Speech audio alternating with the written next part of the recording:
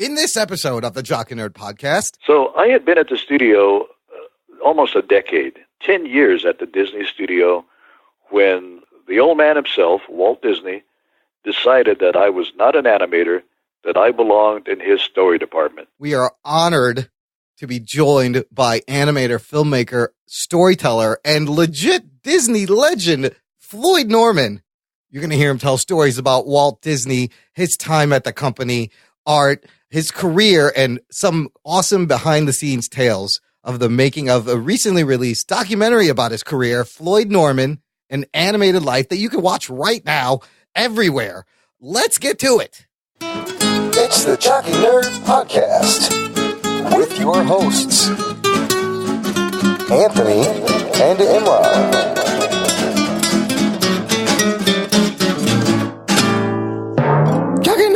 Hello there, listener. Thanks for pressing play. Welcome to the Jock and Nerd podcast. My name is Imran. My name's not Anthony. He's the Rugboy. And he's the nerd. What's up, Rugs? Thanks for joining us.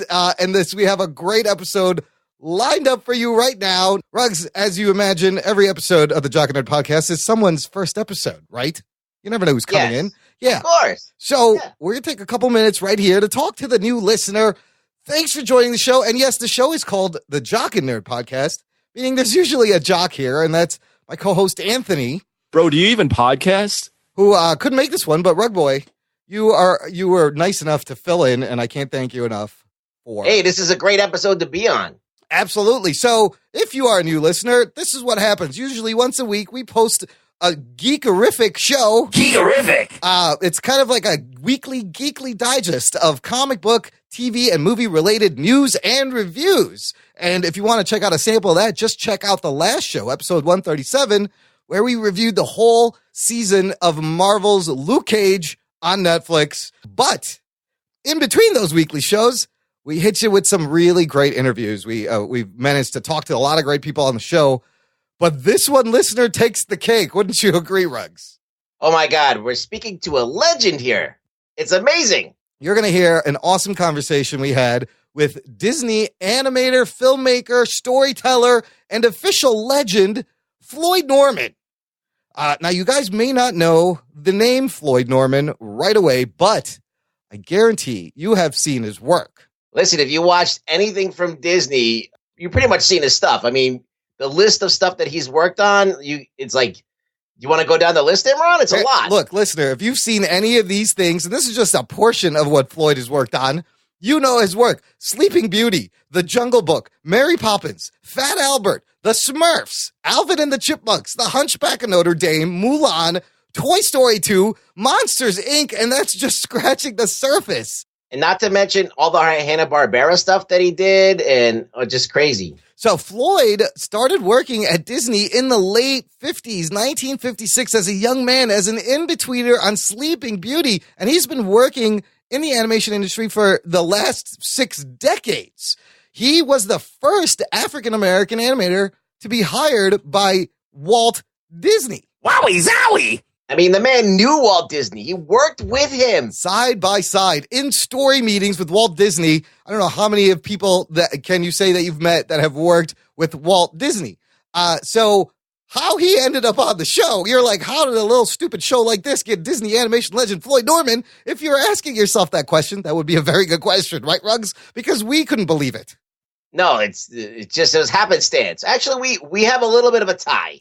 Yes, here's that storyline. 1 year ago, episode 54, we talked to a buddy of mine that I went to art school with, filmmaker Eric Sharkey, who had just done this awesome documentary called Drew, the Man Behind the Poster, about awesome movie poster artist Drew Struzan.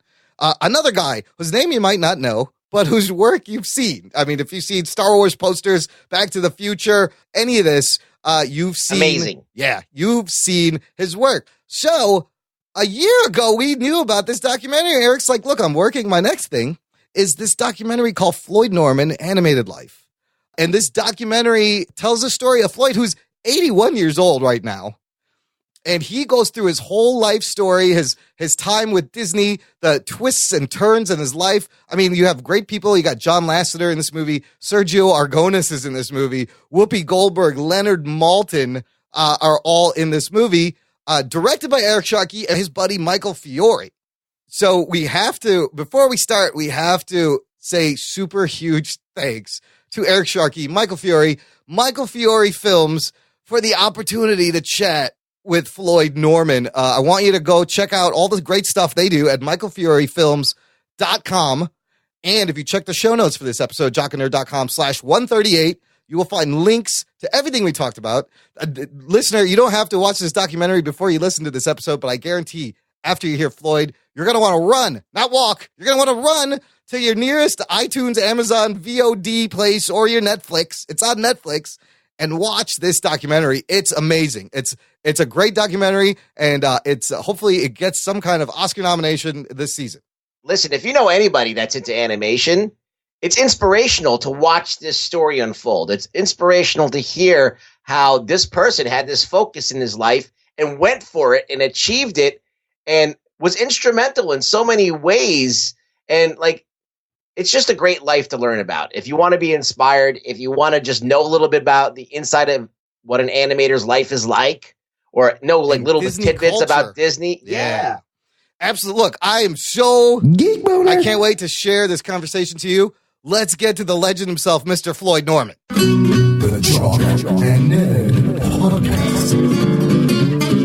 Mr. Floyd Norman, thank you so much for joining us on the Jock and Nerd Podcast. This is an honor, sir. How are you? I am doing just fine. It's a pleasure to join you. Thanks a lot. I appreciate you giving us this time. I know you've been busy. I've been following the adventures of the Floyd Norman and Animated Life movie through Eric Sharkey and Michael Fiore's Facebook posts and your Facebook posts. Oh, yes.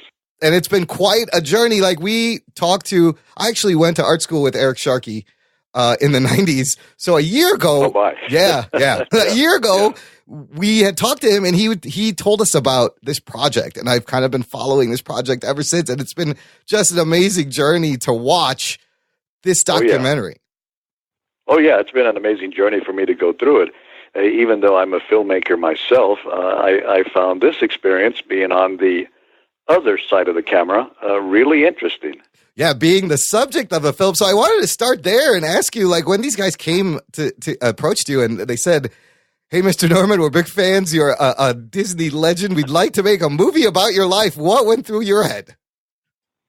Well, it wasn't all that surprising in the sense, being a filmmaker myself, and a guy who's also produced documentaries myself, it was certainly a compliment when they requested to basically do my life and career. And I just thought, well, gee, if they really want to do it, then have at it. And so I basically opened my life to them and said, my life is yours for the next 2 years, so, go for it. Wow, 2 years. Yeah, that is a long time, because there are some great personal, candid, private moments, and you clearly get the feeling that they were, you would let them in and you hung out with them. What is I haven't met Michael, but what Eric is a great guy. What do you think about Eric Sharkey as a director? Oh, they're both great guys, and as a matter of fact, when I tell you, we spend a lot of time together because we've been out traveling the country and spending a lot of time in restaurants, hotel rooms. We've all become like family now, and of course, that's not unusual for guys and gals who make motion pictures. We do become a family, to ourselves, because you spend so much time together.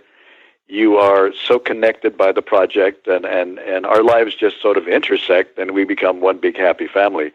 So I basically, embraced my colleagues, my filmmakers, and it's been hard work to a degree, but really they've done most of the work. I tell people that I'm the guy who just had to show up. But they really did all the work. What did you think of the actual documentary when you actually sat down and saw it for the first time? Were you like, "This is everything that I wanted them to say," or what was your reaction? Well, that's really amazing, because once again, being a filmmaker, and I really wanted nothing to do with the film.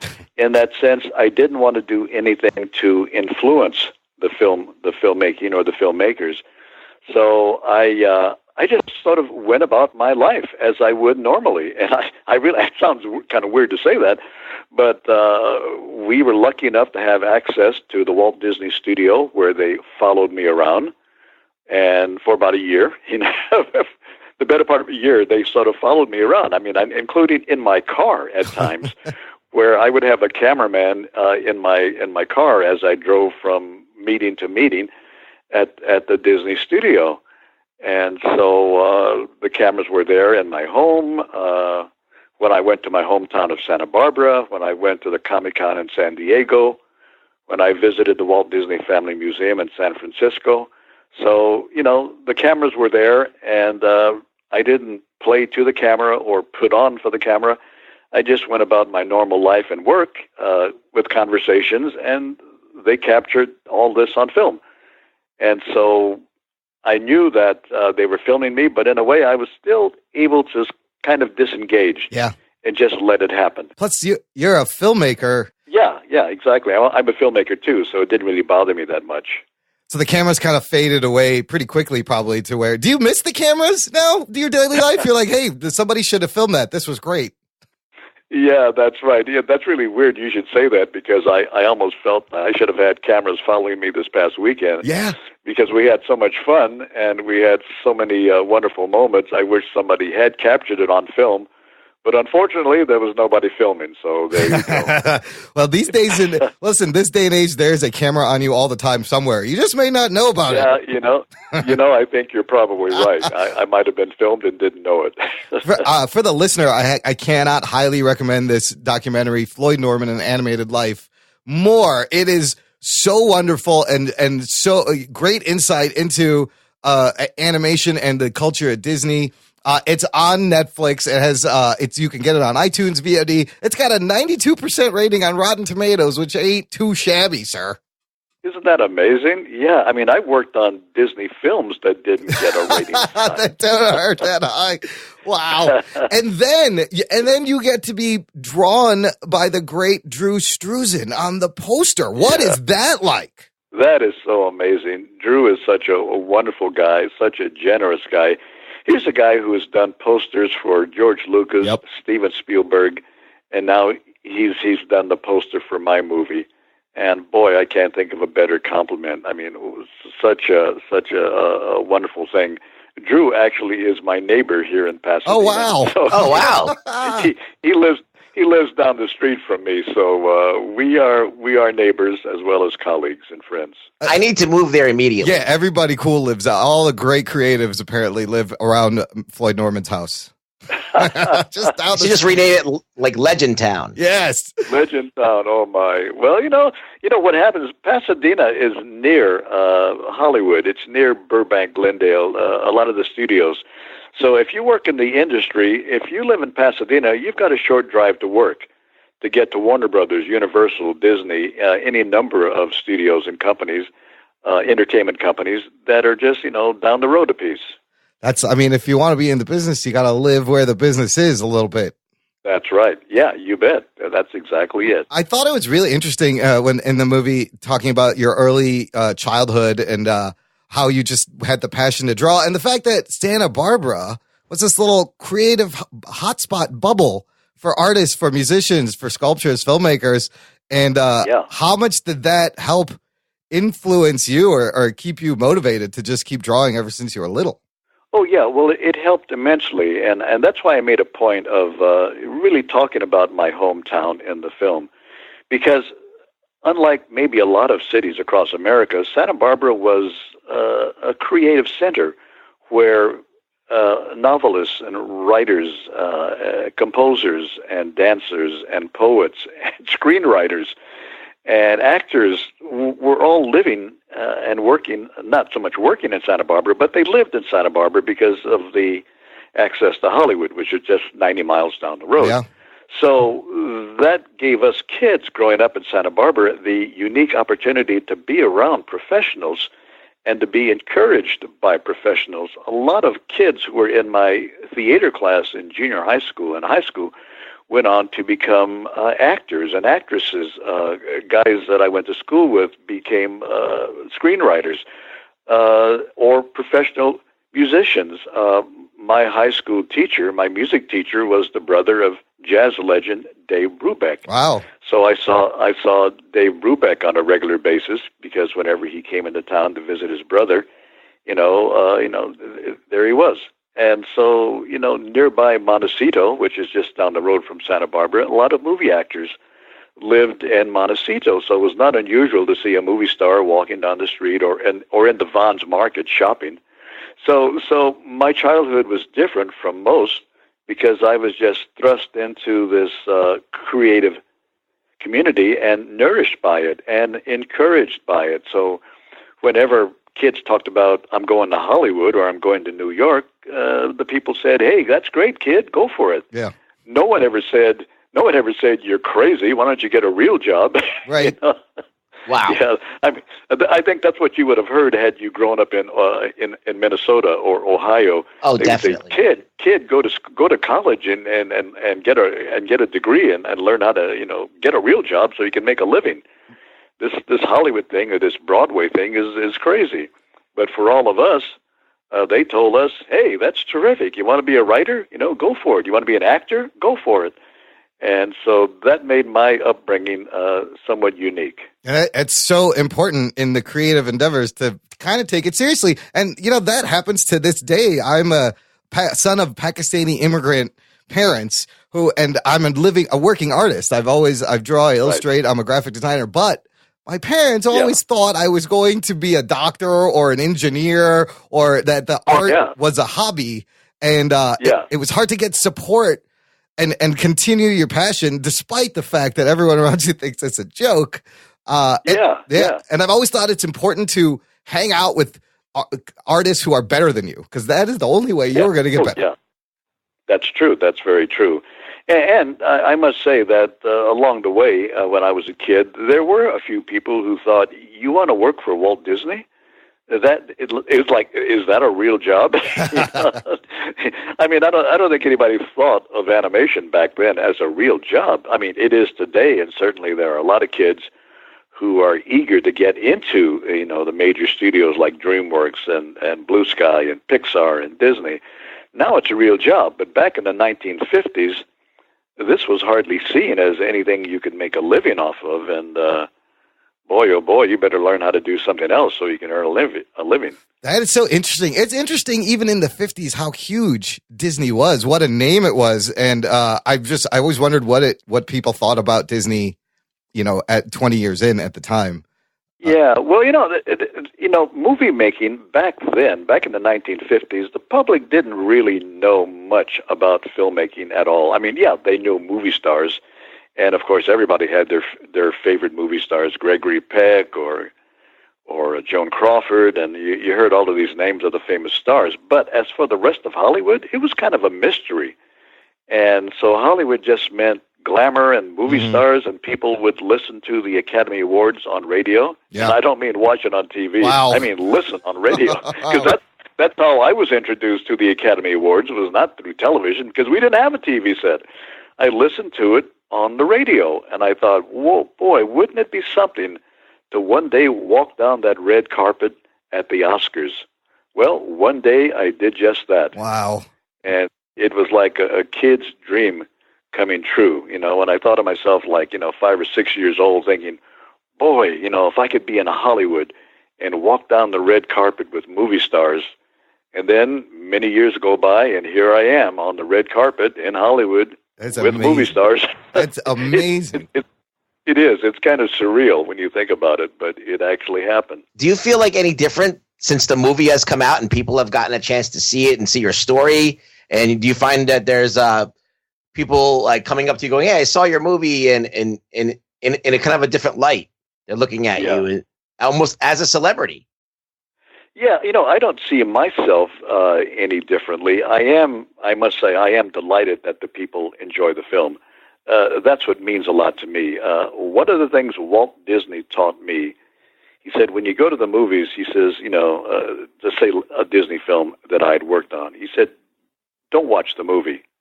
Watch the audience. Watch the people. Watch the people. You're going to learn from them. And that was a very important thing that Walt told me many, many years ago. So when my movie was showing, and as we did the festival circuit, and we had our film being shown at film festivals, I love to stand outside and see people coming out of the theater. What were the looks on their faces? Were they looking depressed? Were they looking sad or sour? Or were they smiling? If they came out with a smile on their face, if they came out laughing, that was a very, very good sign. And so that's the thing that really encouraged me. When our first few screenings, people came out of the theater and they were smiling. And I knew we were in a very good place. This documentary has won a bunch of awards. It was like best documentary at San Diego Comic-Con. And I think what's great about this and the Drew Struzan documentary, and what Eric Sharkey has kind of stumbled on, is this working artist documentary. Like, similar to Drew's story, your story is so inspirational and needs to be told. And it's about an artist that everybody has seen their work, but they don't really know anything about them. Yeah, because as animation artists, we're pretty much in the background. We're sort of hidden away. We work on these films, but nobody really knows us. And of course, that's not our intention anyways, to be known. We want our work to be seen. That's what really matters. But as far as us being, celebrities, we never came into the business to do that or to be that. We wanted to do the work, and that's what puts a smile on our faces. And I tell that to people, that whenever I work on a film, be it for Disney or Pixar, I love going to the theater and watch the audience and listen to the audience respond to what we put on the screen. Because really, that's what it's all about. I mean, we are not rocket scientists. We're not anything special. We're basically entertainers. And we give people a couple of hours of fun and laughter in their lives that may be kind of mundane or challenging. And so we give people a break, a relief, where they can go into a darkened room and laugh and smile for a couple of hours. And that's our contribution as entertainers, to make people happy, if only for a little while. So it gives me great joy in doing that. And so when we craft a motion picture, we're doing it so we can make people happy. It's a bit of celluloid magic is what it is. Little magic, little pixie dust. And it's the work of a lot of different people working together, too. It's not just one person, it's just like, it's a whole, I don't know how many artists work on movies, probably hundreds, right? I would say. Hundreds, exactly, hundreds. Yeah, we had 600 artists on Sleeping Beauty back in 1950. Wow. Unbelievable. 58, yeah, 600 people. Yeah, the story goes that you that was your first job for Disney, and you were an in-betweener, which maybe you could explain a little bit to. They kind of explain in the movie, but to the listener, what the grunt work of an in-betweener is exactly. Yeah, it's kind of a tedious task. It's a mundane task, and yet it's one that's highly creative, and not anybody can just come in and do it, because it takes a lot of work to do a good in-between. Animation is comprised of multiple drawings. All these drawings have to be drawn by the animator, but the animator can't draw every drawing because there are so many drawings in an animated scene. Sometimes a few dozen, sometimes a few hundred. You just never know. Well, the animator needs assistance to do the follow-up work, and that follow-up work is doing drawings in between other drawings. I mean, literally in between other drawings. And that's why these artists are called in-betweeners, because that's what they're doing. They're putting a drawing in between two other drawings. And that's the process. And it's a necessary process to make animation work, to make it flow, to make it smooth. So it's highly skilled work, but it's also somewhat tedious, and it's also mundane. And you don't want to do it all your life because you really get tired. Yeah. But it is an entry-level position. Those who want to become animators one day have to go through this entry-level position of being an in-betweener. So that's starting at the bottom. You're on the bottom rung of the animation ladder. How many drawings is that, would you say, like a day you would have to do? Well, you know what? That depends on the scene, and the scenes vary in length. We speak about it in animation terms as footage.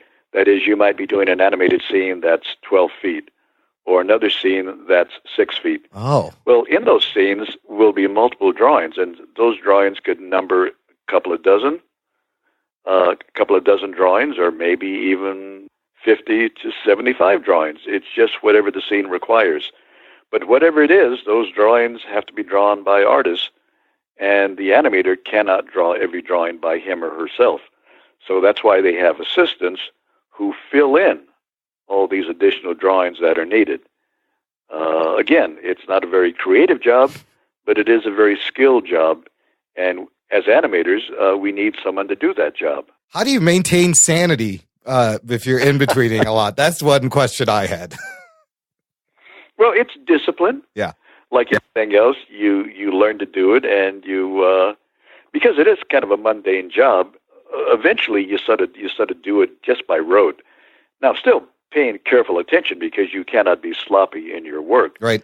But you don't have to totally focus on it because you know it so well. There are some people who actually enjoy it, who like it because it allows them to do other things while they're working. Like a lot of guys like to listen to the radio, or they like to play music, or they like to, have other things going on while they do their mundane task of in between. So, some people, actually kind of like it. It sounds kind of therapeutic, and I bet it tightens up your drawing chops real fast. It does, because keep in mind, you're drawing every day. Yeah. And so because you are using those skills, you're becoming a better artist as you draw your in-betweens on a daily basis. And so, like I said, it is a training ground for young animators, and it's a necessary one because before you can move on to do the highly creative work, you've got to learn the basics, the fundamentals down at the bottom. So you literally work your way up. Now, as you move up through the ranks, what is your favorite job that you've ever done in the animation industry? Good question. Well, I think my favorite job is, oddly enough, is the one job that I never even sought. But isn't that the way it goes? Yes, you don't my know. Favorite, my favorite job is being a storyteller. And when I came to the Walt Disney Studio, that was the last thing on my mind. I didn't come there to be a storyteller. I came there to be an artist. I wanted to be an animator because I love the idea of moving drawings. And so, boy, oh boy, that's the job I wanted. So I had been at the studio almost a decade, 10 years at the Disney Studio, when the old man himself, Walt Disney, decided that I was not an animator, that I belonged in his story department. Wow. This was a decision not made by myself. This was a decision that was made by somebody a good deal more knowledgeable than myself. And, of course, that's why no one questioned my move to story. Because when Walt Disney made a decision, everybody simply said, yes, sir. Walt says jump, you say how high. That's exactly it. That's exactly it. So when Walt Disney told me I was going to be moving to the story department, the only answer you give to Walt is, how soon do you want me to start? That's just amazing. What was going through your head? Were you a little bit scared, intimidated, or were you excited? You're like, I think I could do this. I was more intimidated than excited. I thought, seriously, I thought the studio had made a mistake. I really thought this was a real blunder because had I been doing this job before, had I had a good deal of knowledge and experience in story, I could say, hey, great, they finally discovered me. They finally found out how talented I am. But it wasn't that at all because I wasn't even trying to get the job.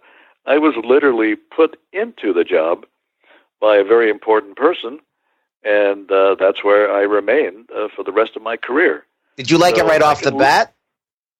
Not exactly, because, of course, right off the bat, I didn't know what I was doing, or I thought I didn't know what I was doing. So when you're put into a position like that, when you kind of have to do the job, you just start out and start doing it because you don't have any option. I guess the option is to walk away. Right. But the boss just told you to get to work, so what do? You get to work. And it says that you're doing it, and then you're like, wait a minute, I'm supposed to be doing this. This is what I've been waiting for forever, to be able to tell a story and call the shots almost. Yeah. Well, you kind of wait for validation because you start out not knowing what you're doing. And I'll never forget when Vance Gary, who was my partner on The Jungle Book, when we showed our first boards to Walt Disney, and Walt looks at the boards and he says, "Oh, that's more like it," then you realize we are giving him what he wants. And that was a very big deal for me. For a kid who had never worked in Walt's story department before, to have been, in a sense, thrown into the deep end of the pool. Yes. To suddenly find my work gaining the approval of the old man himself, of Walt Disney, the master storyteller, you're just like, I can't believe this is happening. He actually likes what we're doing. The best way to learn is to get thrown into the deep end. What was a story meeting? What are these story meetings like with Walt? Like, I can imagine they must have been like just really nerve-wracking. And they were pretty focused and exciting. Some might say exhilarating. Some might say terrifying. For me, I often tell people when they ask me, what was it like to be in a meeting with Walt Disney? I just said, I kept my mouth shut. Yeah. I didn't say anything. I said, basically what I did in a Walt Disney meeting was listen. Yeah. I just listened to what the boss had to say. And I don't think I ever commented one time. As a matter of fact, I tried to continually shift and stay out of Walt's line of sight because if he saw me, I was terrified that he might ask me a question. Don't make eye contact. Do not make eye. That's exactly it. That's exactly it. Do not make eye contact, because if you make eye contact, he might ask a question, and then, oh my gosh, now I've got to have the right answer. So I didn't say anything. He just really seems like a mythical figure, when you talk about him. It's so great. Imagine a man like Walt Disney. He was in charge of a studio that employed hundreds of people. I mean, literally hundreds of people. When Walt Disney had a meeting, generally there were no more than a dozen people in the room. Sometimes less than that. Sometimes maybe a half a dozen people in the room. Now think about that. You're one of the people in that room. Yeah.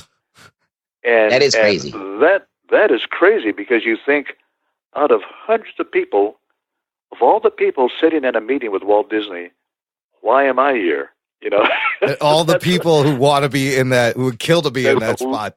He definitely believed in you, though. He definitely believed in you. All this really tells me is that Walt was a master at spotting talent, regardless of who you were. And I'm not going to ask you the question that everybody asks you, what was it like being the first African-American animator at Disney? Because in the movie and in interviews, I've heard you've stated it really well in the sense that basically, look, I just wanted to draw. And, well, somebody had to be first. Somebody had to be the first black guy that worked there. He just happened to be the first black guy. But the talent, it was always your talent that got you forward. And the same with Walt Disney. What Walt saw was talent in people. It didn't matter who you were or what you were. If you had the ability to deliver what he needed, what he wanted, then you were in. He wasn't looking so much at you, rather at what you could, provide for him. If he thought you could do the job, then he wanted you. If you couldn't do the job, then you were out. But it was never. I don't think Walt Disney ever really thought in terms of, well, I can't use him or I can't use her, right? Because he's the wrong color, or she's I can't use her because she's a woman and not a man. No, if you could deliver the goods, you were in. One of the most important people at Disney during that time, and even before I got there, was the artist Mary Blair, who was an incredible talent. Mary was just an amazing artist and color stylist. She was a woman in a man's world. And yet, because Mary had this incredible ability to style and color style the Walt Disney pictures, Walt relied heavily on Mary Blair. And not because she was a woman, but because she was incredibly talented. The fact that she was a woman didn't mean anything, right? Because I want what she can bring to the table. I want that talent. So that's the way it worked at Disney, I mean, he had an incredible vision. That Disney magic. And you are like, I love that you are, the kind of the one keystone that's carrying on this Disney magic from Sleeping Beauty to Jungle Book and now to Pixar to Toy Story and Monsters, Inc. And you clearly see that old school Disney magic even in the 3D new school animation world we live in. And I gotta credit, that's gotta be credit to you, man, because you still gotta go back to the foundations of the Disney style of animation, right? You're still dealing with your squashing and stretching and gestures and the visual gags that you've been responsible for. I wanted to know, what are some of your inspirations for just that, being able to frame those visual gags and pull those out of your head? Like, where does that come from? Yeah. I think that comes from guys who just are, it's a difficult thing to explain. It's almost, for me, it's intuitive. People often say, where do you get your sense of humor? Yeah. And I have to honestly say, I don't know. It's just there. I don't really think about it. And I never try to analyze humor or analyze what's funny and what's not funny. I just seem to know intuitively what is funny and what isn't, and what will make people laugh. And it's a real joy sometimes in knowing that I can connect with an audience. And sometimes I will test myself in that I'll have a number of gags in a motion picture, and I'll go into the theater and I'll see if I can, if my gags are going to land just right.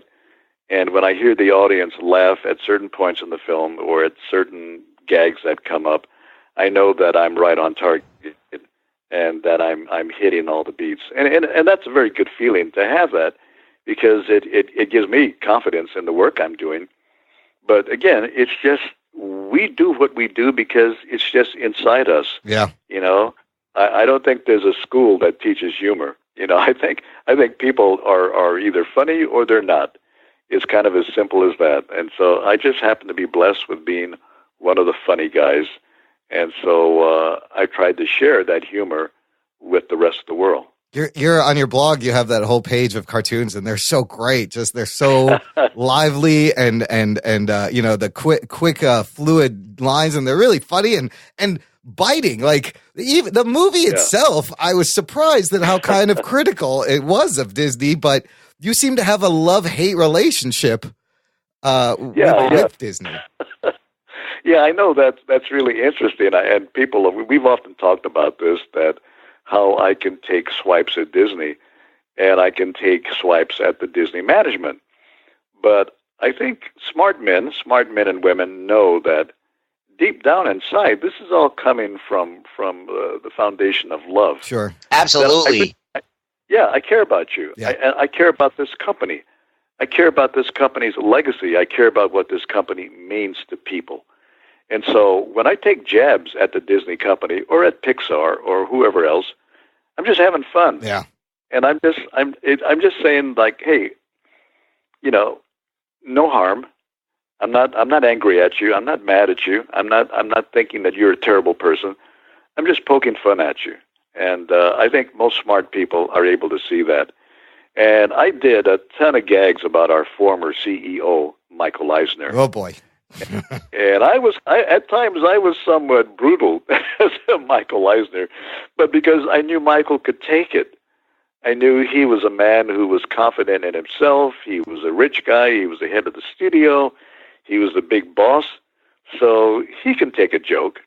And I knew that Michael had a big ego. Yes. And I played to that. And I found that Michael was actually flattered by all of the jokes I drew about him. So much so that he started hiring me to do jokes for him. For if he had to give a speech, if Michael had to give a speech, I would do all the jokes for his speech. Wow. And yeah. I mean, this was not seen by the public. Yeah. This was not stuff going out to the public. This was inside stuff that Michael wanted to spice it up with a little humor. And so he said, boy, I need a funny guy.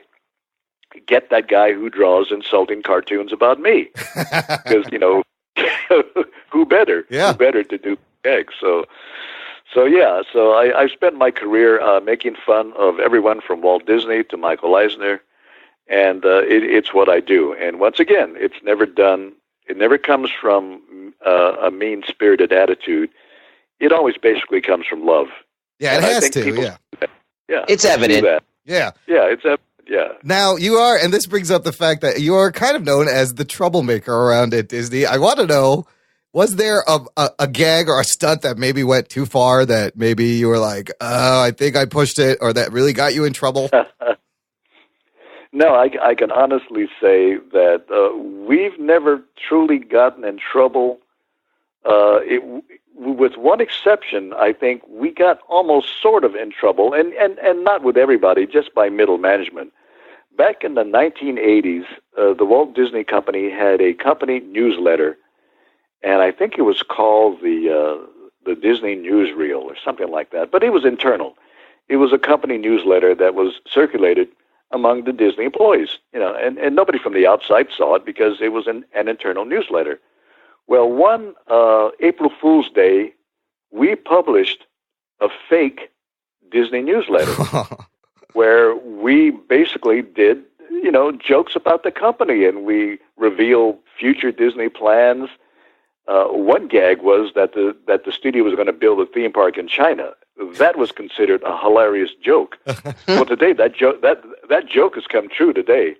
But back in the 1980s, that was considered an outrageous joke that Disney would build a theme park in China. And so we made up all this bogus news and joked about the executives and all of the things Disney was doing. And the middle managers got really upset with us, and they demanded that we go around the studio and confiscate every newsletter so they could all be destroyed. Oh, wow. It'd be funny if they went and found the newsletter and they found out all the things that you wrote became true. You predicted the future, Yeah. Floyd. That's very true. Yeah, very true. We actually predicted the future in our joke newsletter. Is there a Disney park in China? Full? Yeah, there is, of There course. is. And there was Euro Disney. I don't know if that's still around. Oh, yes, yeah. I joked about that, too. I joked about Euro Disney, and I had so much fun with Disney. I guess it's called Disneyland Paris. Okay, yeah. But I had so much fun doing jokes about Disneyland Paris initially, even before the park opened, I think. And I had Parisian hookers on Main Street, and and all kinds of, all the jokes you can get out of France and Disney, serving snails and just all kinds of things that, I just use these things to play off of. And to me, I think it's hilarious. And it's not meant to be offensive. It's meant to be funny. Yes. And I think Michael Eisner got that I'm not beating up on Disney. I'm just laughing at Disney and just having fun with gags, and you give me a subject and I'll take off and do gags about it. I remember one thing I did, they said, Walt Disney's going to open Disneyland in Paris, and the tagline was 50,000 Frenchmen can finally be wrong. It's so smart. It's good self-deprecating, smart humor. It really is. Yeah. Exactly. So it's just having fun. And I think that's why I never got into any real trouble with Disney, because they finally realized, okay, it's just a gag, this is nothing serious. It is just a gag. And so going ballistic over a stupid gag is it's not, I actually got into more trouble writing the Mickey Mouse comic strip for Disney. Yes, I was kind of, I was wondering about that, is what was, because from the movie, you kind of see that, like, Mickey's old comics, he was kind of violent. He was kind of a dick at certain times.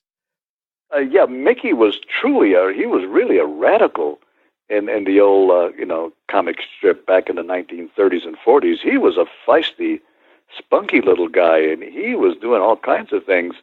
But as the years went by, Mickey became more and more toned down and more suburban, where he turned into kind of an Ozzie Nelson. Yeah. And he just wasn't fun anymore. So in the 1980s,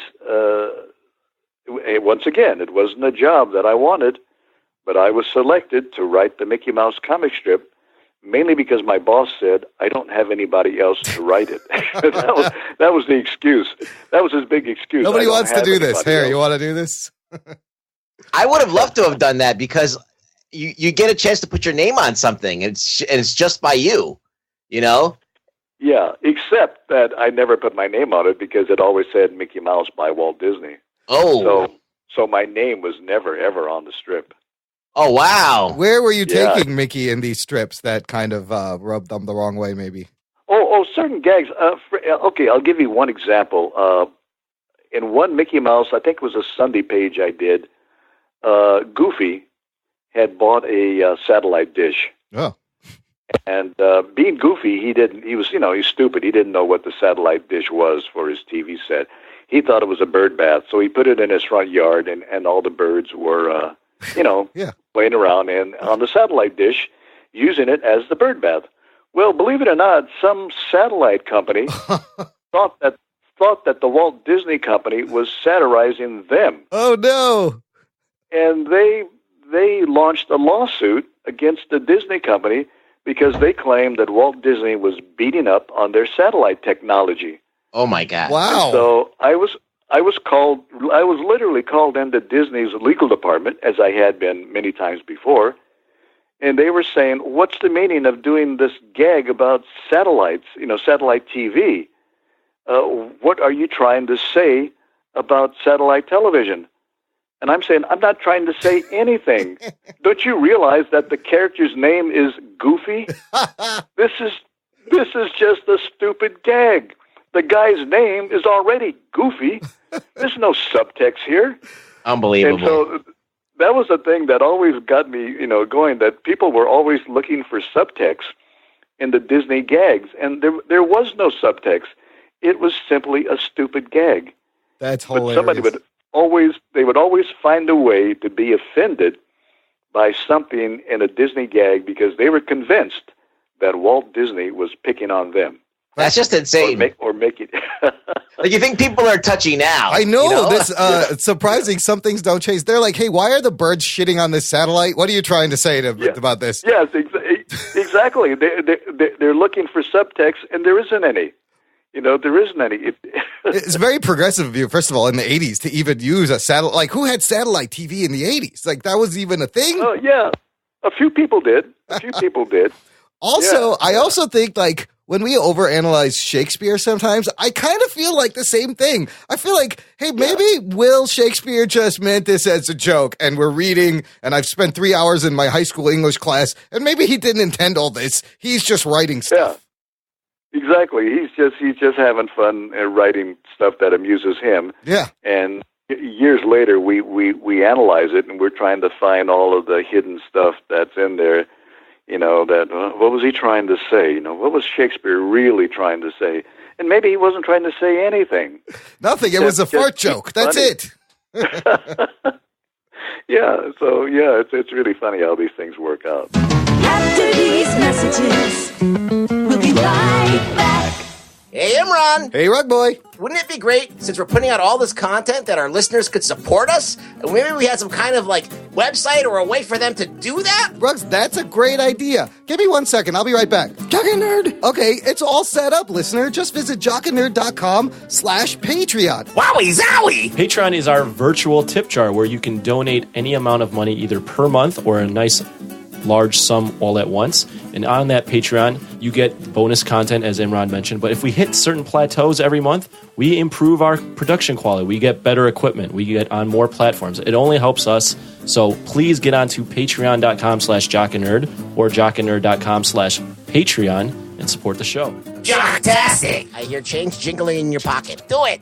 Trivia Geeks, the Unpredictable Game Show podcast, is back with a brand new season. They've got a new host, new games, and a new day and time. But that's not all. Now you can download their companion app, Triv Now, and play along in real time. Watch Carrie on YouTube as she tries to convince her partner that his Dark Knight hasn't risen in years. Listen on Diamond Club and Alpha Geek Radio, Wednesday nights at 9 p.m. Eastern. You can also follow the show on Facebook and Twitter and get all the latest updates and showtimes. Hey, what's up? It's Taylor Gray, the voice of Ezra Bridger on Star Wars Rebels, and you're listening to the Jock and Nerd podcast.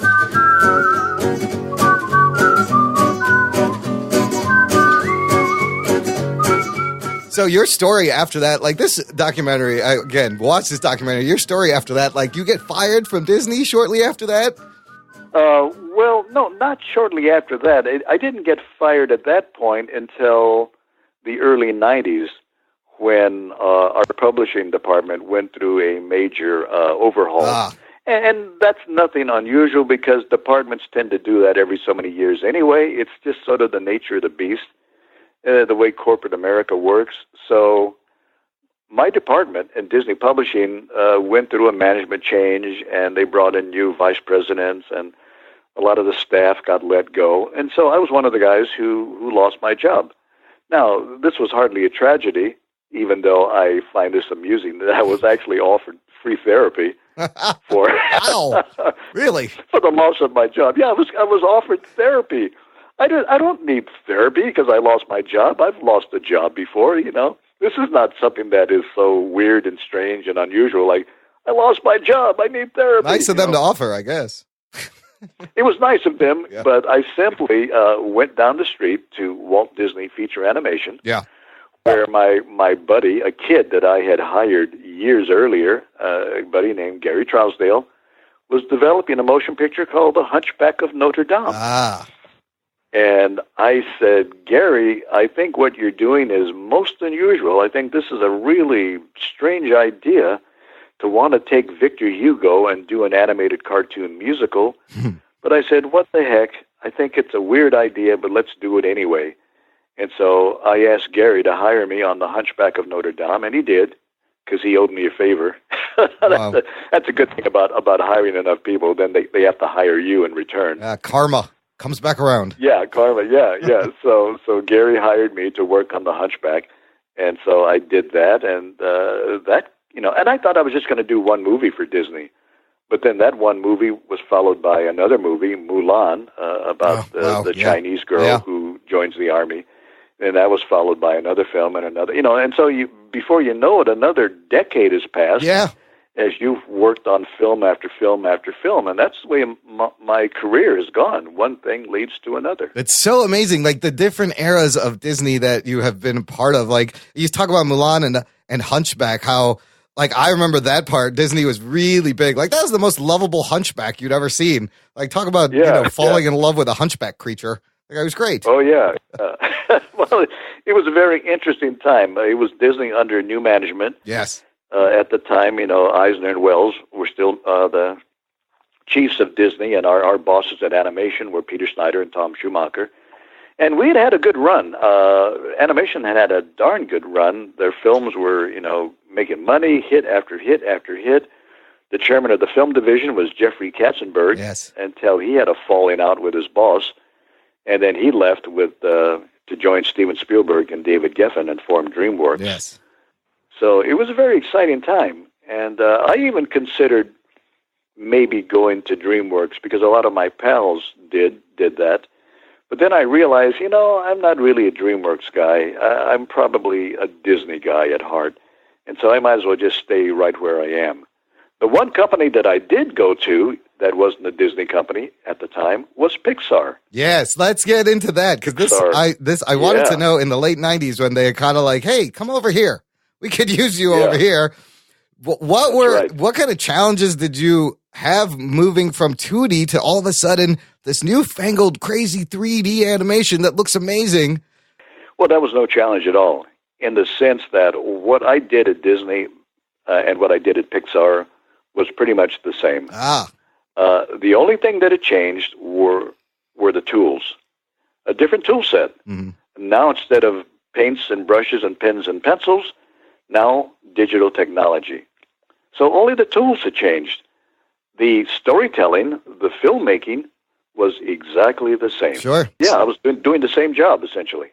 What was the first experience that you had, like drawing on a tablet or a Cintiq or something like that? Was that like a revelation for you or something that you were always kind of doing in the background besides doing traditional stuff? It wasn't foreign to me at all. Now, keep in mind, I might have been a little different from my colleagues, even though I was an old codger.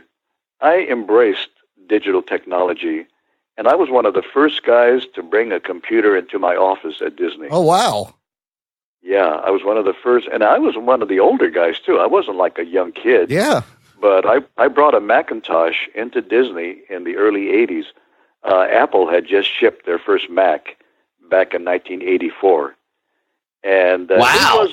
It wasn't much of a machine at that time because it was underpowered. It still used a floppy disk. Right. It was really, pretty rudimentary machine. Couldn't do much at all. However, I knew that one day it would be able to do a lot more. So I was on board with digital technology. So by the time the technology, and it took a while for the technology to mature, by the time we had gotten Cintiq tablets and styluses and you could actually draw into the computer, Right. I was all set to go. I simply had to wait for the technology to catch up with me. Yeah.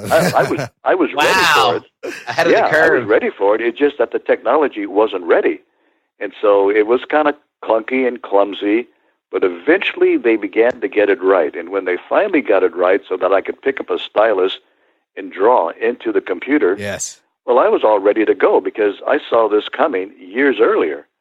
So for me, the transition from traditional to digital was an easy one because I was prepared for it. There's some people that can't even do that. Yes. Some people can't even make Still. that transition. Yeah. There are Yeah, people who right. are clinging to their pencils and saying never. But so it's good that you made that transition and it was easy for you. I love that you embraced the technology, and you brought the first Mac into the Disney offices. That's actually pretty huge if you think about it now. And in terms of Pixar has their Mac server farms running all the time, like that is awesome. Oh, yeah. Right. I think the year was probably 1985 or so when I brought my Mac in, and the Macintosh shipped in 1984. So Wow, yeah. it was pretty soon after the original Macintosh had shipped. And so here I was using the Mac at Disney. Now, something else happened during that time, which was significant. If you know your history, your technology history, Steve Jobs was booted out of Apple around the same time. Yeah. And so I think all of these connections were so weird that that here I embraced the Macintosh. Steve Jobs had been essentially the co-founder of Apple, gets booted out of the company. And so that whole thing was going on. And yet it was ironic when I finally went to work for Pixar in 1997. One of the first guys I see in the hallway up at Pixar was Steve Jobs. Yeah, sure. the guy who started it all. And it was almost like, the circle was now complete. It's surreal. Yeah. Yeah, it really is. And here I am at Pixar. Here's Steve Jobs at Pixar because he owned the company. And here's Steve Jobs saying, I'm never going back to Apple. And I did not believe him one bit. Man, all these things to fall into place. That's unbelievable. They're all falling into place. That's crazy. crazy. And here I am on the Pixar campus with Steve Jobs. And Steve is saying, I'm never going back to Apple. And, of course, naturally, he does go right back to Apple. A few years later, he goes back and saves the company. So just think about this. Steve Jobs and Walt Disney. You brushed against both of those guys. That's amazing. Yeah. Right there. It That's is. great. It is. Yeah. Two men from two different eras, yet two visionary exactly men. alike. Yeah. Visionaries, mercurial, passionate, focused, driven, and a little bit crazy. And you got Lasseter in there too, and Paul Dini, and all these other greats. Yeah. Oh, yeah. All these other great guys that I had the opportunity to work with. So, it's just, you're in this big stew with all of these incredible talents and with all of these innovators and leaders and to be a part of all that is kind of mind-boggling when you think about the people you connect with. I was up at Pixar, was it yesterday? No, day before yesterday. I was up at Pixar, and John Lasseter comes over and gives me a hug, and I'm saying, how's it going, John? And Pete Docter stops by because he's working on a new movie, and all of these guys who are doing all this great stuff. And then I get to have lunch at a lunch table with a bunch of kids, young storytellers who could easily be the age of my grandchildren.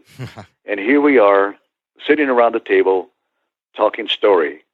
And for me as an old guy, it's a privilege to be with all these kids. And they look up to me because I'm like, I'm the old man on the mountain now. I'm the old veteran. I'm Gandalf. And they're all looking up to me, for words of wisdom. But for me, it's such a joy to be surrounded by all of these young people who are going to make the films in the next decades that audiences will enjoy. Yeah, I'm just so happy to be part of it. Do you still work digital versus traditional these days? Like, what is your breakdown? Oh, I do both. I do both. I often tell people it's not a matter of one or the other. They're choices. They're options. You can work both. I literally, during the day, I switch back and forth from digital to analog. In other words, I'm sitting at my tablet, drawing into a computer with a stylus. I'll put the stylus down, and I'll swivel over to my drawing table and pick up a paintbrush and start painting on paper. That's fantastic. It's just a tool. So, it's just another tool. Yeah, you could. It's a tool. Yeah, because you're using your creative energy. What tool you use, does that really matter? It really doesn't, because you are being creative. So whether you're using a computer and a stylus or a pencil and a paintbrush, same thing. Yeah. I think the undo button helps a lot, though. It's a lot, and it's less messy. It's really less messy. Like, I don't have to clean up ink blots that I knock over and wipe up paint. Yeah, that's what I like about the digital. And you don't spill paint on your shirt, because when I'm painting, sometimes I remember I got I had this beautiful new jacket. I just bought this new jacket, and I got yellow paint on my jacket. Oh no! Well, see, that would not have happened had I been painting digitally. Yeah. I wouldn't have gotten a drop of paint on my new jacket.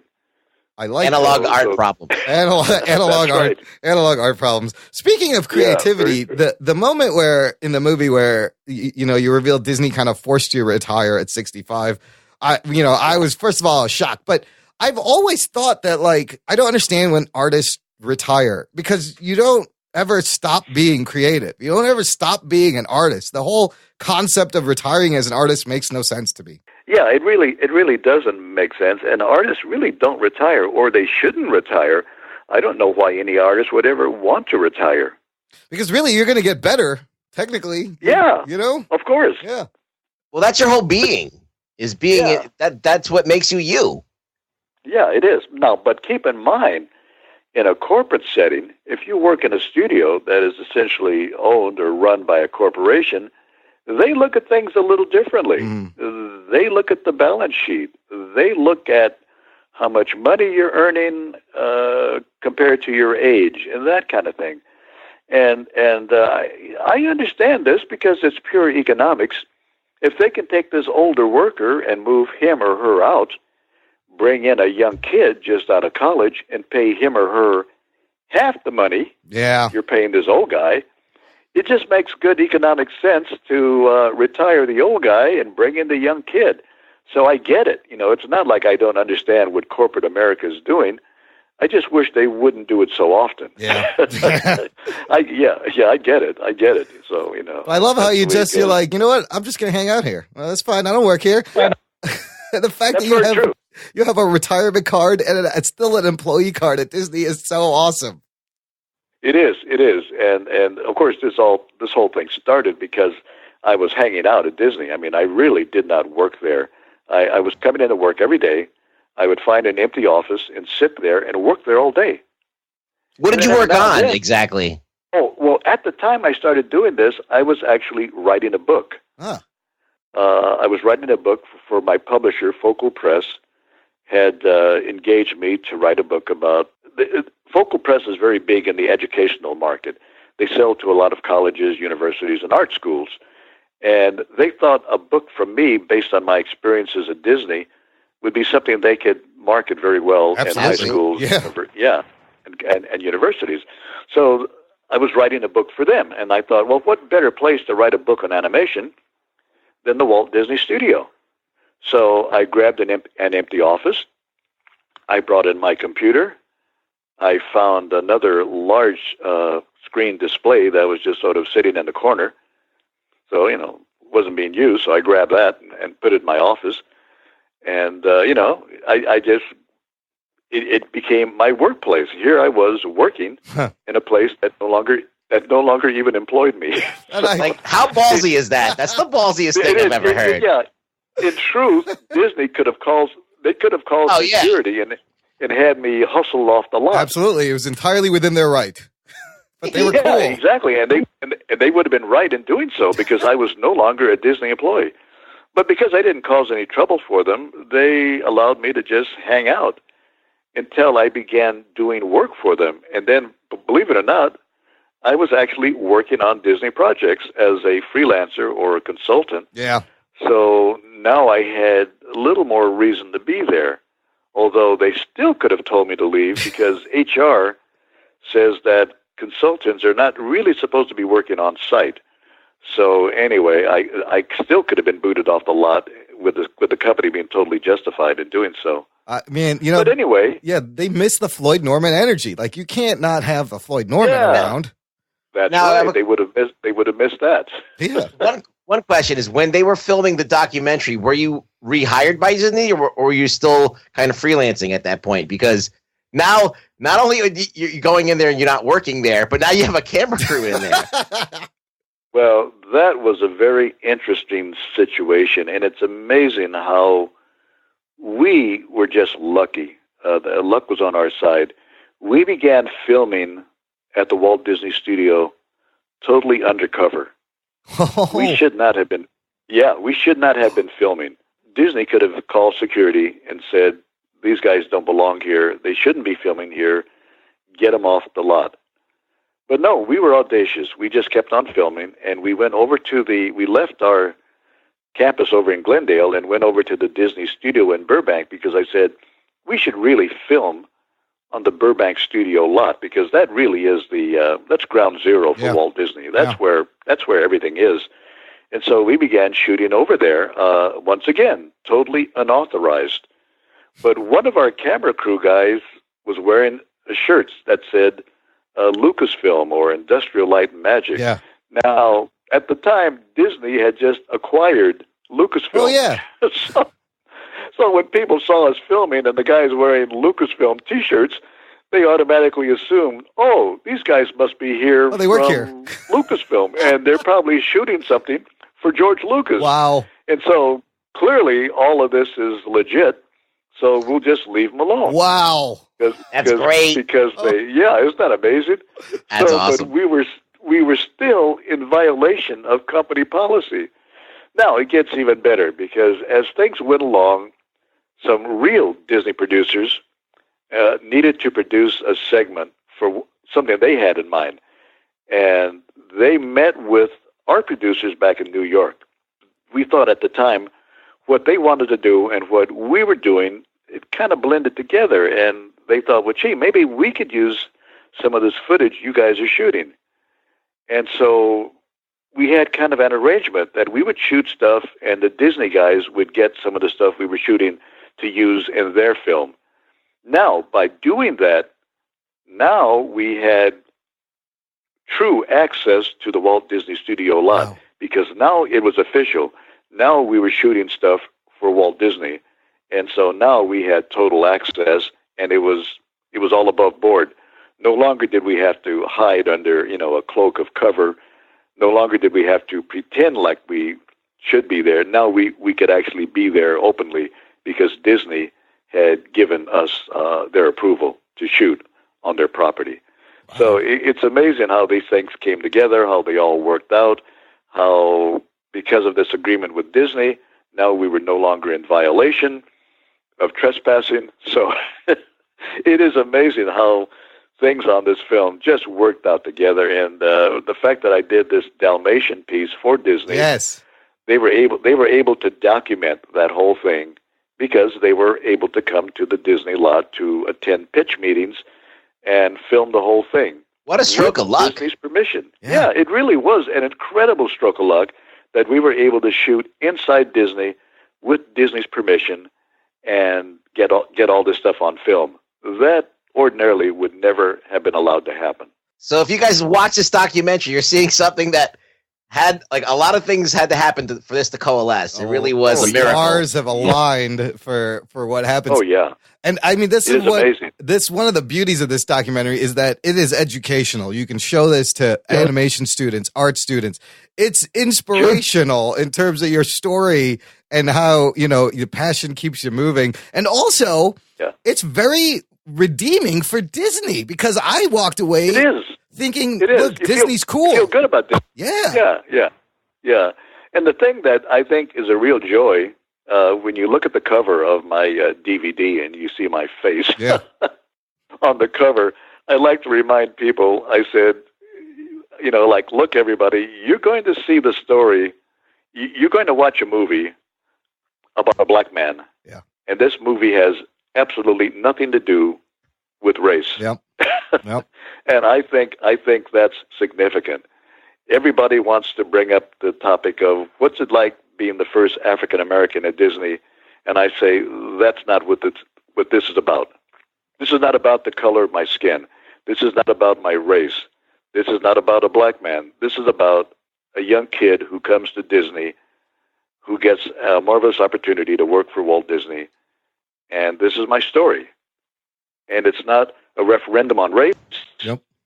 It's a movie. It's a fun movie about my life and my career, and you can feel good about watching this documentary. I think one of the great things about art, is that you can go to a museum and look at the piece of art and not care about who made the art and just look at the beauty of the art. And I think that's a great thing. It transcends race. It transcends everything. It does. Yeah, it does. And as an artist, I love these. I think we need more documentaries on living artists like you and Drew Struzan. These are stories people don't know, and it's a wide appeal, not just for artists, like especially this one. Also, I gotta thank your wife for your style, because your style is dope. Is the only word I could use to you're like, if I could be half as stylish as you now, I would be a happy man. Like, I love your look, man. That's because my wife is an artist. She's an artist herself, and she's a very good artist. And when she met me, she realized that I needed help, and so she decided she was going to art direct me. Yeah, she gave you a redesign. Yeah, she totally gave me a redesign. Yeah. I was totally remodeled, and she purchased all my clothes. She changed everything from my hair color to my glasses to what hat I would wear. I'm actually kind of her creation, But then that affects you as a person on a day-to-day basis eventually, slowly, doesn't it? You start to feel different. Yeah, she wanted to change my style because she knew by changing my style, it would change me. And so she made me over. I mean, to talk about getting a makeover, I got a total makeover. Well, I don't know how much they had to make over, because you're clearly an amazing, you're just so mellow, easygoing, really funny. You have great stories. I could talk to you for hours, but I want to ask you, is there a story that you haven't told yet that you still want to tell? You mean about my career? Or is there like a project or some kind of thing that you want to do? Like, do you want to make your own movie, or do you have a project that's still like untouched, that's sitting there on the back burner that you always wanted to get to? Oh yeah, there's a project that I could talk about, and I thought, well, maybe one day I'll write a book about it. It'll depend on how things shake out. We worked on a project back in the 1980s. Shortly before I returned to Disney in the 80s. And it was a 2-year project where we developed a motion picture, at least that was the plan. And this project, led by myself and my partner Leo, who also appears in the movie, yes. Leo Sullivan. Yep. This project was kind of a strange, quirky, outside project because it was not a mainstream studio project. But we worked on it for 2 years. And it was never completed, but it was a fascinating time, mainly because we brought into our studio a lot of young men and women who went on to carve out great careers for themselves. And to me, that is a fascinating subject, not because it's so much about me or my partner Leo, but because the kids we brought in went on to become animators, screenwriters, directors, art directors, producers, and they were our kids that we mentored right out of art school. And so we are so proud of them because they went on to do great things themselves. Oh, wow. So that's a story that hasn't been told. And if I had, say, well, Floyd, what's your next story, that you'd like to tell? Yeah. it would be that story, the story of a young studio that never did anything, because that's the irony, that we never really did anything. But what we did do was mentor a new generation of animation artists, and those boys and girls went on to become stars in their own right. And they're the ones out there now who are making movies and whose work you see on the big screen. So that's a story that's untold. That's my next story. That would make a great documentary. I would watch it. It would be. Yeah, it would be. I think it's a story worth telling. It's kind of like you were running a school, really, not a production company. It was a little internship school program. Well, when you work on a movie, it's very much like being in school, because young people are sitting down with old people, and you're learning. You're learning from the masters, the same way I did when I came to Disney as a young kid. I learned from the Disney veterans. Yeah. And that's how I learned my stuff. So it's just the old guys and gals passing on their knowledge to a new generation of kids, so they can then carry on. And then hopefully one day they too will pass on what they've learned to the next generation. And that's what keeps this business alive and vital. Yeah. It's that magic. That magic that you have, experienced from, that needs to be passed on. It needs to be preserved, documented, because that's the key to everything Disney is. There's that magical Disney element to it. Yeah, and you don't want it to be lost. You don't want to lose this, because there is something special about it. Now, I could be, cynical, because I've been around forever and I've seen this stuff again and again and again. But last Monday night, I was down at Disneyland, and I watched the the water show. It's a big light show with water and lights and gas and explosions and all of this stuff. And at the heart of it's Disney magic. It's Disney magic, and people respond to it. And you realize there's something very special about this whole Disney thing, that it reaches out and it touches people. And so you can't mock that. You can't be cynical about that, because it's too warm and magical and fuzzy, and it makes you feel good. And you want to embrace that, and you want to share that.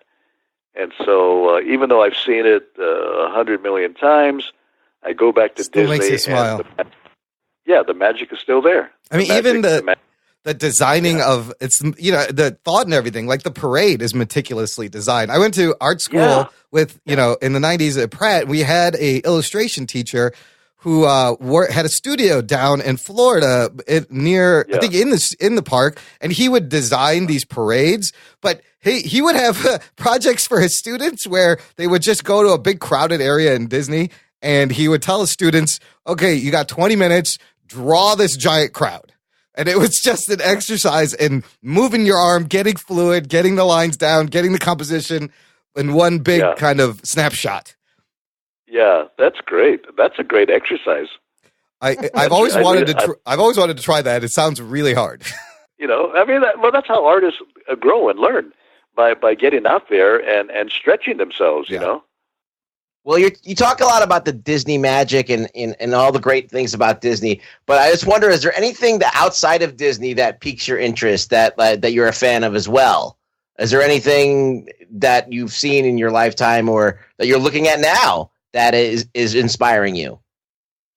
Oh, well, I love so many things. I've always had, besides a love of art, a love of music. And I'm inspired by music.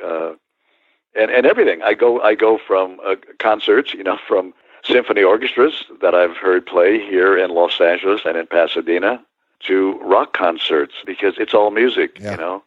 It's all that good stuff. It's all creative, and no matter if it's what they call long hair music, I guess long hair isn't long hair anymore. Yeah, damn hippie. You can be a rocker with long hair now. Yeah. But I think that's the other passion of mine. Is I was talking to Pete Docter a couple of days ago up at Pixar. His father is a musician who taught music in the university back in the Midwest, Dave Docter.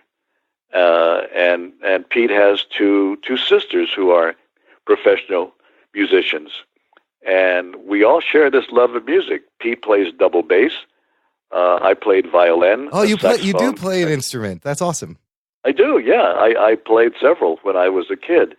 And once again, this love of music is a part of my life, and I'm grateful for it because I learned how to read music when I was a kid. And this comes in handy even now as a filmmaker because I can sit down and read a musical score because I learned how to read music many, many years ago. And so I've always been close to composers when working on motion pictures. Not just the artists. I want to get to know the composer and the musicians who work on a film. And that's the other thing that's kept me connected to all of this stuff. It's not just, and I tell my students, don't focus too narrowly. When it comes to learning, I said, learn about everything. Mm-hmm. Don't limit yourself. Don't think, I'm an artist, I'm only going to learn about art. No. Everything. If you're an artist, everything affects that. Learn about about science. Yeah. If you're an artist, learn about music. If you're an artist, learn about learn about dance. Learn about architecture. Learn, absorb. All of this is going to inform you. All this is going to make you a better artist. I mean, I think the music thing is great. I also play guitar, and when I finally got kind of into gypsy jazz and improv jazz, like you realize how that skill can be applied to everything in your life and how important it is to listen and go with the flow and improvise. That's right. All of these connections are meaningful, and boy, they help you to whatever it is that you're doing. It helps you to become better at that. It's really quite amazing that knowledge or seeking knowledge is something that's so important. And I find that when people get tired of learning, their life is over. Yeah. Because learning is not something that should ever end. Right. We should always be learning. Even if we're 90 years old, you still need to educate yourself because you don't know it all. Absolutely. You'll always get better. Like when I play the guitar, I'm like, I'm never going to learn everything, and I'm always just going to keep getting better. There's no end to this. Yeah. There's no end. Exactly. Yeah. And that's what makes it wonderful, So I just wanted to ask just about what your thoughts on the state of animation today. Is there still a place for traditional hand-drawn animation? Well, yeah, because there are people still doing it. Oh, that's good. Yeah. It's like vinyl records. They're still doing it. Yeah, that's very true. I think that's a good analogy. Vinyl records would be a very good analogy. We have a small studio right here in Pasadena, a bunch of ex-Disney guys that I work with at Disney, who are still doing hand-drawn traditional animation. Nice. Now, while it's true, the mainstream studios like DreamWorks, Blue Sky, Pixar, Disney, they're almost on a total, digital thing now. I mean, almost every film that comes out of the mainstream studios is a digital film. Yeah. However, having said that, there are a lot of smaller studios that are still doing traditional hand-drawn animation. So the medium is still alive and well. It hasn't gone away, nor do I think it's ever going to go away, because I think artists love it. And I think audiences love it too. Eventually, one of our mainstream studios is going to say, hey, wait a minute. Why don't we do this? Let's go back. Why don't we do this next movie hand-drawn? Yeah. Let's go back and try it.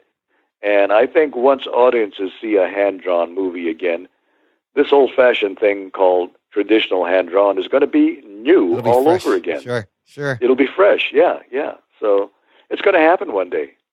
I still think that the aesthetics got to be explored. I mean, if you're going to be an animator, you have to know that basic form of animation, making a flip book, making a series of animations and doing all the in-between stages. And if you just have a computer program that's doing it, you're missing out on the learning of actually how to do it. You are. That's the foundation. And even now that I work in this digital realm, I still think in terms of film. The film metaphor is still in my brain. It's still the foundation. I see before me an exposure sheet as though I was doing, animation, 50 years ago, where I'm filling out my exposure sheet and I know how long a particular pose is going to be. Yeah. I'm still thinking in terms of that film analogy. which I think it's very important for young students who learn to animate digitally. They should still be aware of the way we used to make films, because that's going to affect your animation timing and the sensibility of your work. You need that analog foundation before you can move on to digital. I know, I agree. And it's very important. I mean, I think everything still starts with a pencil and a piece of paper, no matter what you're doing. Like, it really does. You want to start there. And I'm afraid a little bit that technology is going to make people cut corners, because there's programs. Are you aware of this program, Adobe Animate, that it used to be Flash and Adobe bought it? Oh, is that what they call it now? Yes, okay. It's called... I remember Flash. Yes. I remember it. Yeah. Adobe absorbed it in their Creative Suite, and it's called Adobe Animate. But check this out. They have this crazy thing where you can do live animation. The Simpsons used this on a recent episode where the last 3 minutes of the show, basically what it is you set up a whole scene and triggers, and the mouth animation is programmed to work off of waveform. So one episode of The Simpsons, at the end, Homer was taking actual phone calls. Dan Castellaneta is like, hello, is this thing working? And it's live animation. I was like, I never thought I would see live animation, but they made it happen. But I'm afraid that's going to cause shortcuts in creation. Well, you know what? All of our tools, and of course we're always creating new tools, will impact the medium. But that's not necessarily a bad thing. I was given the opportunity to speak up at Apple at the Worldwide Developers Conference 2 years ago, where I was able to go on stage for an hour. Good heavens, I can't believe that I spoke for an hour to a bunch of computer nerds. And I say this with the greatest respect, because there were hardware designers and software engineers and all of these smart people at Apple. And I was talking to them about creativity and innovation. And I was saying that Walt Disney was innovating back in the 1930s. Innovation is nothing new. It doesn't stop, doesn't start. It started for Disney back in the 1930s, or even in the 20s when he was doing the Alice comedies. And it went on as we moved through the 40s and the technology of the 50s and the 70s, when we began to paint our films using the computer in the 80s, and how we began to animate digitally in the 90s. Technology and innovation is an ongoing thing. It's always going to be with us, and it's always going to be poo-pooed by, they're going to use it for shortcuts, and some people will. Yeah. But the medium will always be moving forward no matter what we do. It's just a natural evolution, and it's going to happen continually. You just have to remember it's a tool. It's just another tool. It's such a progressive way to think. Yeah. And one of the kids in the audience up at Apple said, "Where do you think Disney animation is headed toward next? What's next?" And I said, "You tell me. That's what you guys are doing. Yep. You guys are inventing the future." I said, "I've had my shot, but now I'm passing the baton to you. You're going to take us to that next level. I don't know what it's going to be, but you're going to figure it out." Yep. Speaking of the next generation and passing the baton, do you have any children that draw, or is there like a legacy going to happen, or that's it ends with you? My kids did not, have a passion for drawing and painting, and that's okay, because there are a lot of Disney artists whose sons and daughters became doctors and lawyers and did other things. So just because we're an artist doesn't mean our kids have to be artists. Now, some of my grandchildren like to draw and paint, and so maybe they'll pick up and carry on. Yeah. Where it's in the blood. It's in the blood. Yeah, it's in the blood. Exactly, yeah. So I don't worry about it, because I said, okay, my kids are not artists, but who knows, my grandchildren might very well be the next ones to follow in Grandpa's footsteps, so we'll have to see. I always love that, continuing on. And I've always, the argument is, is it nature versus nurture when it comes to creative talent? Does it skip a generation? Like for me, my dad's side of the family, they could all draw. They all just had natural drawing ability, but none of them did anything with it. And I saw that, and I was That's very true. That's very true. Yeah. Like, hey, I'm going to use this. Why aren't you guys using this as a gift that you have? Yeah. A lot of people see drawing or painting as a hobby. They honestly don't see it as a career. They look at artwork as something you do on a weekend to relax. I don't understand that though, because you're given this incredible talent to create, to tell stories, to move people, to bring out emotions, and you're like, this is a hobby to you? Well, no. It depends on it depends on if art gives you some kind of self-esteem or a sense of accomplishment. Like when you draw a picture and you're proud of it, it makes you feel good and you want to draw more. That's right. And and some people just draw and they don't have any kind of attachment to it, and then they don't keep doing it. Huh. Yeah. I guess it's that passion that artists have, where they have to keep drawing. They can't stop drawing. It's just in their blood, and so that's the kind of thing you either have it or you don't. I guess. Yeah. No, I guess you can't really. It is nature, but it's just this feeling of I have to produce. I just have to keep producing. It's what keeping me alive. Oh yeah, that's very true. Yeah, it's for us. It's part of our life, Yeah, it's. I mean, for me, I can relate. It's who you are. Like this is defining. Floyd, man, I can't thank you enough for all this time you've given us. You are a pleasure, and you're just so laid back. And I just want to hang out with you and have some coffee, have a beer. Oh. Well, thank you. It's kind of funny that this lazy Sunday afternoon, I'm actually working on a comic story right now. See? Always producing. I'm always working on something. And so we've got a new book that's coming out next year. I'm very excited about that. I honestly, I'm not allowed to talk about it because Disney wants to keep it under wraps. Oh, there's Disney again. That's Disney, but again, it's their property. So they said, Floyd, you can't talk about it. But I can tell you this: that the book will be published next year. It'll be revealed because Disney wants to reveal it. Yeah. It'll be revealed at D23 next July year. of 2017, and there'll be a new book from me and my collaborator. So we're very excited about that. I'm wrapping the book up right now. It'll be going to press soon, but you won't be able to see it until July of next year. What would you like to promote to our listeners? Obviously, the movie, Floyd Norman and Animated Live. Check it out on iTunes, Amazon, VOD, Netflix. What else would you like our listeners to check out? Well, there's probably some things that I haven't even started yet, I don't know. I honestly don't always know what's coming up next. I do know that our new book will be published next year, so we'll be looking for a new Floyd Norman book next year. Will you be appearing at any conventions or anything like that?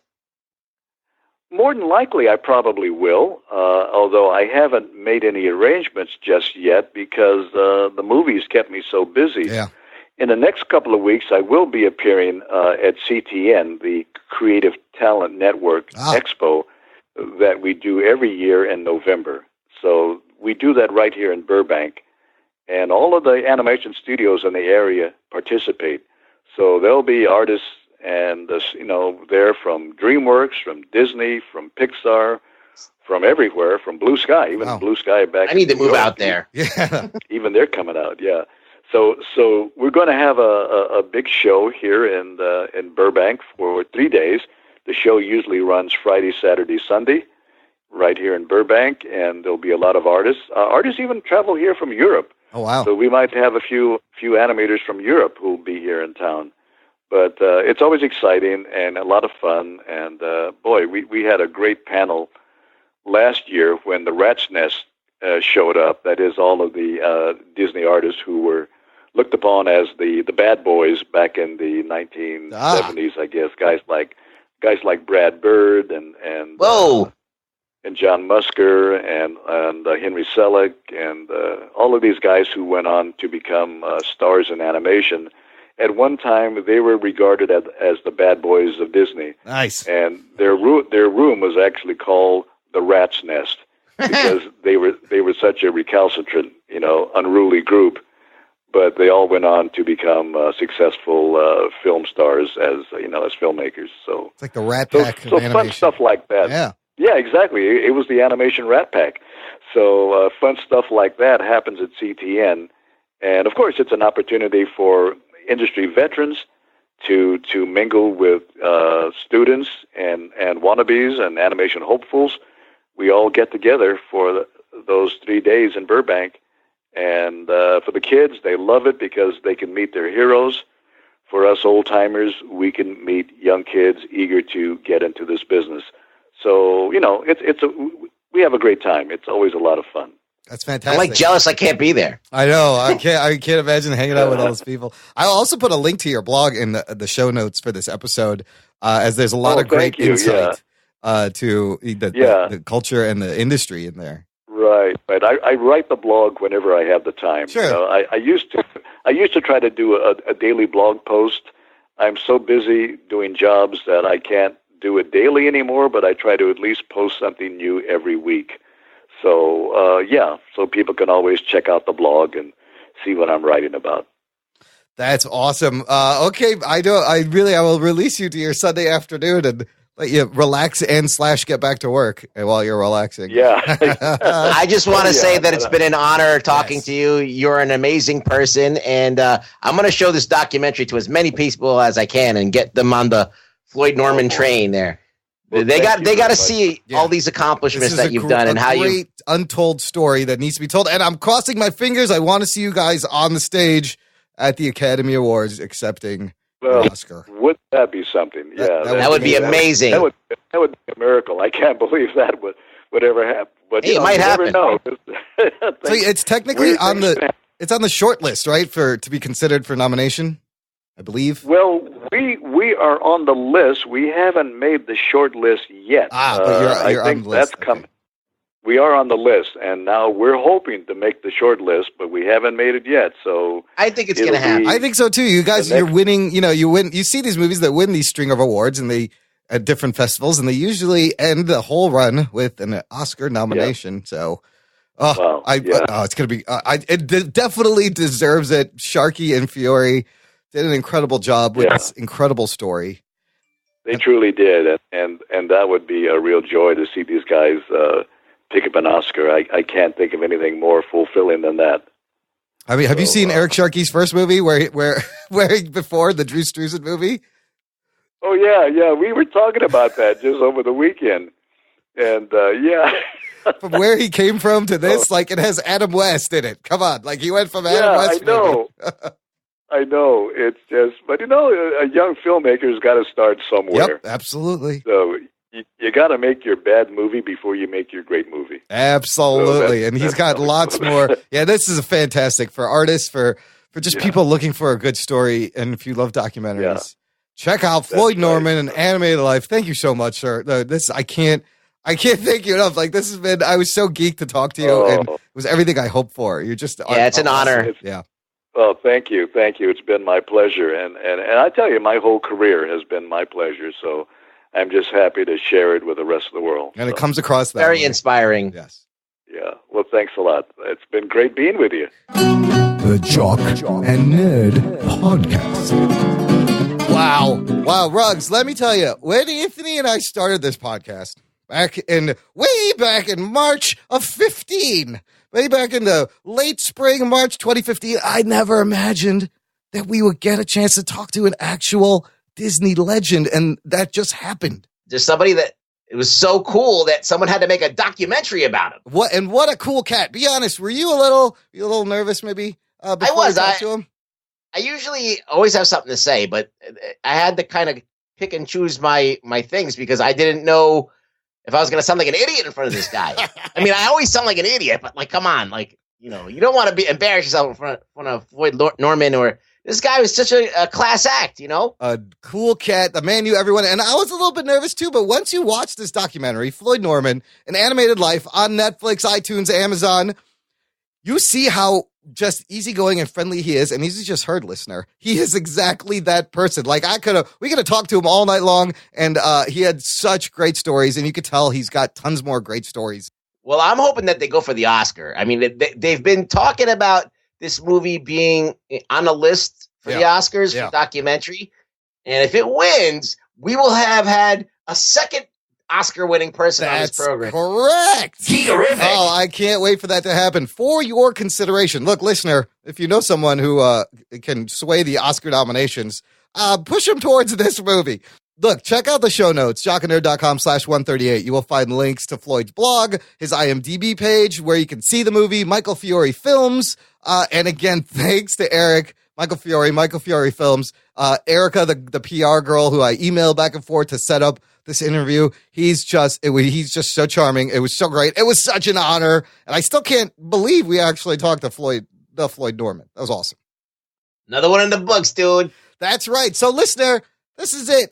Thanks for listening, but there's a couple of things we need to tell you to do if you like the show. We have a fan club. It's very exciting. Just go to jockandnerd.com/Patreon. If you like what you heard, if you want to support the show, you get bonus audio. So it's basically first responses from movies, like our instant reviews. We have like little things that we record just for the Patreon. We also have the after part of the show where we're kind of like just spitballing and stuff, and we're not really doing a show, but we're just hanging out. Yeah, and if you support the show for a low monthly donation, it helps the maintenance costs here, and there will be a little bit of extra Floyd Norman audio that will be in the post show at our fan club, jockandnerd.com/Patreon. Also, if you like the show, subscribe to the show. You can find it on iTunes, Google Play, TuneIn, Player FM, Stitcher.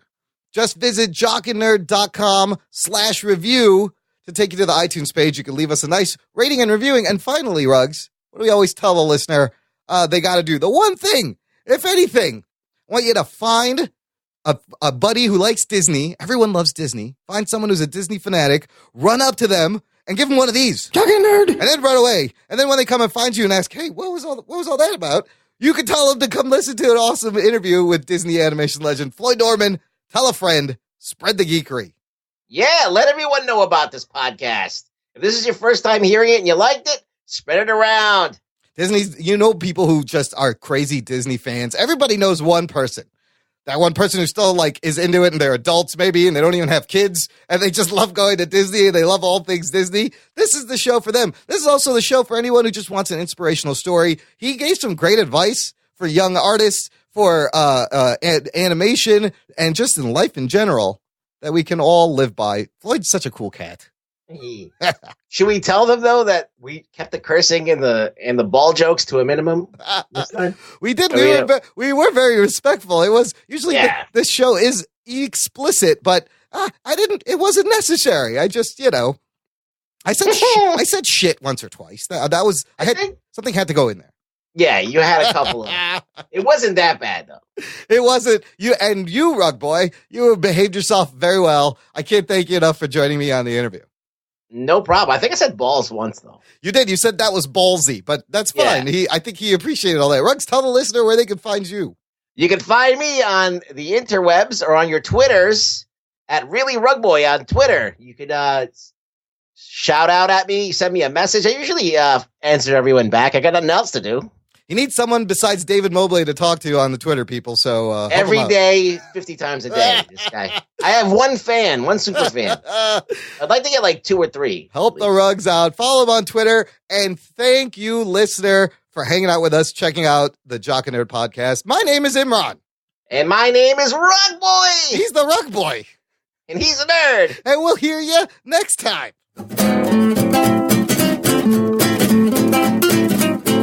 Oh my God. Rugboy approved.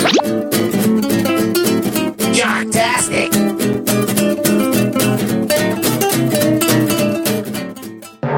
Jock and Nerd.